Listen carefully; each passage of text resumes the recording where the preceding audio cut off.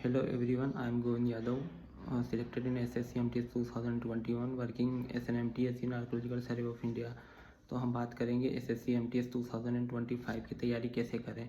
अगर आप लोगों ने फॉर्म भर दिया है तो आप लोग को कैसे क्या तैयारी करनी है। तो बात करें हम SSC MTS के पेपर के सेशन 1 में रीजनिंग और मैथमेटिक्स आता है, जो कि आप इजीली थोड़ी सी हल्की सी कैलकुलेशन रहती है जो कि आप इजीली कर पाओगे। और मेन सेशन की बात करें जो first session qualifying in nature है। सेकंड सेशन की बात करें जिसमें इंग्लिश और जनरल स्टडीज़ आता है और करंट अफेयर वगैरह सब चीज़ें आती है। तो हम बात करें सबसे डिफ़िकल्ट सेक्शन जो कि हिंदी मीडियम वाले स्टूडेंट्स को लगता है, जो कि इंग्लिश है। और इंग्लिश में हिंदी मीडियम वाले स्टूडेंट को बहुत प्रॉब्लम होती है। तो आप इंग्लिश कहाँ से करें, कैसे पढ़ें और कौन से टीचर से पढ़ें। तो हम इंग्लिश के सबसे महत्वपूर्ण सेक्शन वोकैब की बात करेंगे, जो कि स्टूडेंट को पढ़ने में बहुत परेशानी होती है। तो वोकैब के लिए आप ब्लैक बुक पढ़ सकते हैं।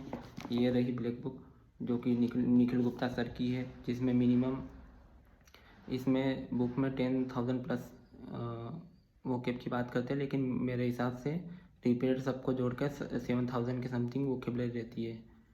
और बात करें ग्रामर की, आपको फ्री में पढ़ना है, आपके पास पैसे नहीं है तो कहाँ से पढ़े ग्रामर।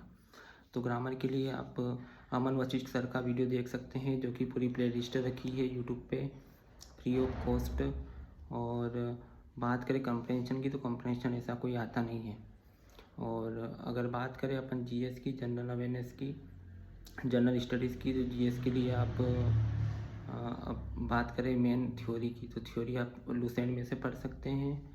और बात करें प्रीवियस ईयर की, क्योंकि प्रीवियस ईयर रिपीटेड क्वेश्चन बहुत सारे आते हैं, तो उसके लिए आपको पूरा एक्सप्लेनेशन के साथ में मिलेगा। घटना चक्र की समसामयिकी आती है हिंदी मीडियम वालों के लिए।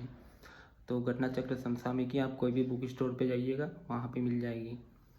और उसमें क्या है कि एक क्वेश्चन दे रखा होता है, उसके 4 ऑप्शन दे रखे होते हैं प्रीवियस ईयर के, और नीचे आंसर दिया होता है, एक्सप्लेनेशन देता है। उसके अलावा भी उस टॉपिक से, जैसे कि भारत के राष्ट्रपति के बारे में कुछ पूछा है, कौन से आर्टिकल में आता है, और आर्टिकल के बारे में और बाकी राष्ट्रपति के बारे में बाकी सूचनाएं भी रहती है। और बात करें कि वोकैब को कैसे पढ़ना है, भैया वोकैब याद नहीं हो रही है, इतने समय से पढ़ रहे हैं, कुछ भी याद नहीं रहता है, हिंदी मीडियम के स्टूडेंट हैं, तो कैसे क्या वोकैब पढ़ना है।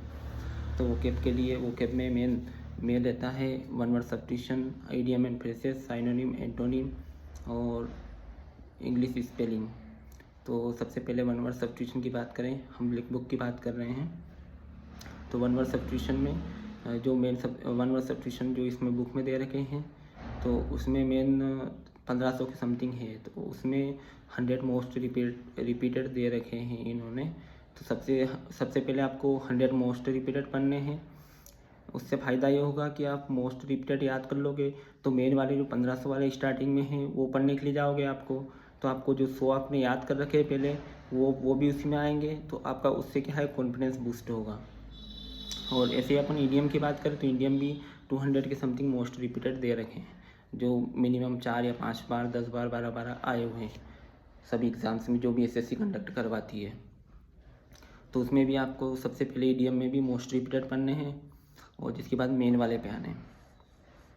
और बात करें साइनो एंटो की, तो साइनो एंटो में सबसे ज़्यादा लोगों को कन्फ्यूज़न होता है कि एंटो भी याद कर लेते हैं, तो बहुत सारे वर्ड का उनको एंटो याद होता है कि इसका ये एंटो है, साइनो है, कन्फ्यूज़न होता है बहुत सारा। तो आपको एंटो याद नहीं करने, साइनो याद करने हैं। तो साइनो कैसे याद करने हैं, साइनो में भी मोस्ट रिपीटेड 100 साइनो दे रखे हैं, वो याद करने हैं। मेन सबसे पहले आपको वर्ड पढ़ना है, जैसे कैंडिड का मतलब होता है स्पष्ट, है ना, कैंडिड का मतलब होता है स्पष्ट। तो कैंडिड, तो ऐसे कर करके सब पहले वर्ड पढ़ने हैं। जैसे कि आपको 50 का टारगेट है साइनो में, तो 50 वर्ड पढ़ने हैं, उसके मीनिंग याद करने हैं। जिसके बाद में फिर मेन पहले वाले वर्ड पे आने, तो वर्ड पढ़ने हैं, उसका साइनो पढ़ने हैं, साइनो याद करने मेन जो आपको दिख रहे हैं कि आपको याद नहीं है, थोड़े डिफिकल्ट पड़ रहे हैं, तो उसके ऊपर निशान लगा लेने। और अब बात करें एंटो की, तो एंटो में आपको वर्ड पढ़ना है, उसका मीनिंग पढ़ना है।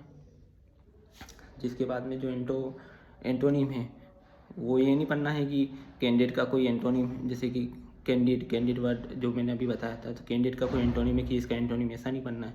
जो भी एंटोनिम है उसका मीनिंग याद करने हैं, उसके नीचे मीनिंग लिखा है हिंदी में, ऐसे कर करके पढ़ने हैं आपको।